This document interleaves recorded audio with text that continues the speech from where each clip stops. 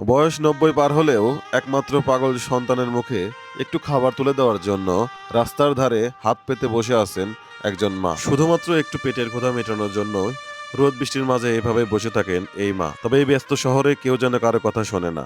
তবে আমরা আজকে আপনাদেরকে শোনাবো তাদের জীবনের এই ঘটনা। আসসালামু আলাইকুম। ছেলেবেলে নেই আপনার? পাগল?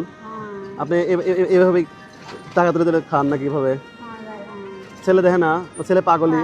কত বড় কত বড় চোখ দেখা না? চোখ কি হয়েছে? কি হয়েছে? চোখ কি হয়েছে? ইস, একবারে লেগে গেছে। আচ্ছা এই নেন, বাজার নেন, এই যে বাজার নিয়ে আসছি আমি। এই যে আপনার জন্য, এই দেখেন, এই যে বাজার আছে, এখানে আছে, এই যে মুড়ি আছে, কেক আছে, 1 লিটার সয়াবিন তেল আছে, ঠিক আছে, আটা আছে, লবণ আছে, মাথার তেল আছে, সাবান আছে। হ্যাঁ, আপনি চোখে কি দেখতে পাচ্ছেন? আমাকে দেখতে পাচ্ছেন? এই যে বাজার, এই যে বাজার, এই যে বাজার, বাজার দেখা যাচ্ছে। হ্যাঁ, ধরেন ধরেন,